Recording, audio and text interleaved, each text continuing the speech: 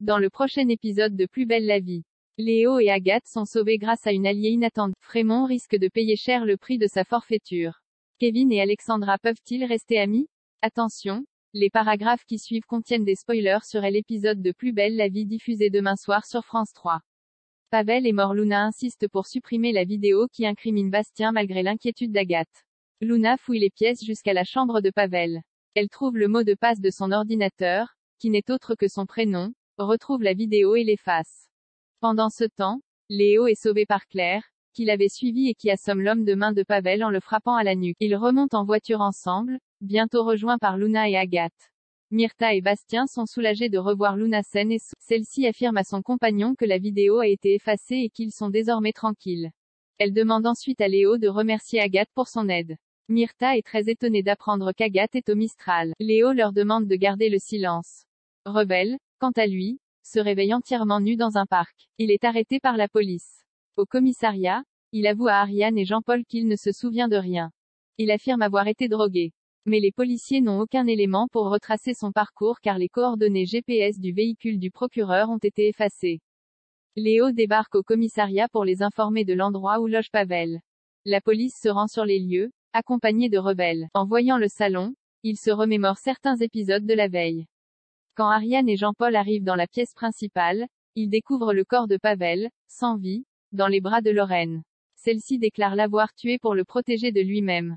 La supercherie de Frémont est révélée. Kylian profite de l'absence de Frémont au bar du Mistral pour se rendre au Marcy. François l'informe que le détective américain qu'il a engagé a une piste et qu'il leur a donné rendez-vous en visio un peu plus tard. Frémont est également convié.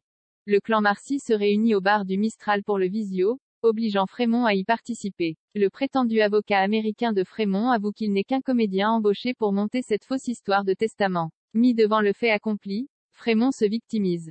Quand Kylian avoue être prêt à prévenir la police, Frémont lui promet de se racheter à n'importe quelle condition.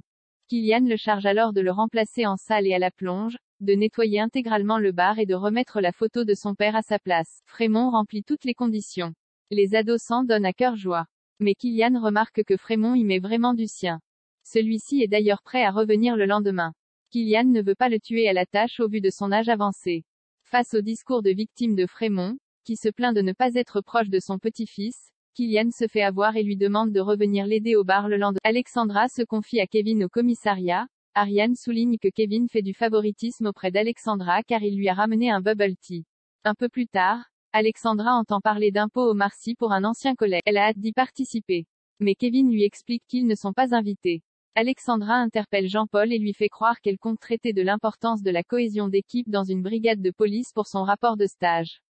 Pour cela, elle aurait donc besoin de participer au pot. Jean-Paul accepte. Toutefois, une fois sur place, Alexandra est déçue par les sujets de conversation échangés par les collègues. Kevin réplique que c'est justement l'occasion de décrocher du boulot. Alexandra observe Patrick et Jean-Paul un peu plus loin. Persuadée qu'ils parlent boulot, elle s'approche d'eux. Mais leur discussion dérive sur Aurore et Alexandra avoue ne pas se sentir très concernée. Elle prend un peu l'air et Kevin la rejoint. Il a bien remarqué qu'elle n'était pas à l'aise avec le sujet des enfants. Alexandre le lui confirme, avouant que c'est ce qui l'a fait hésiter à compléter sa transition. Elle pourrait avoir des enfants mais ce serait le parcours du combattant. Kevin fait preuve de compassion et de soutien. Très touché qu'il la voit comme une potentielle future maman, Alexandra le remercie. Quand Kevin l'embrasse, elle met son geste sur le compte de l'alcool qu'ils ont bu. Kevin s'excuse. Alexandra ajoute qu'elle préfère qu'il soit sûr de lui car elle ne supporterait pas d'être rejetée une deuxième fois.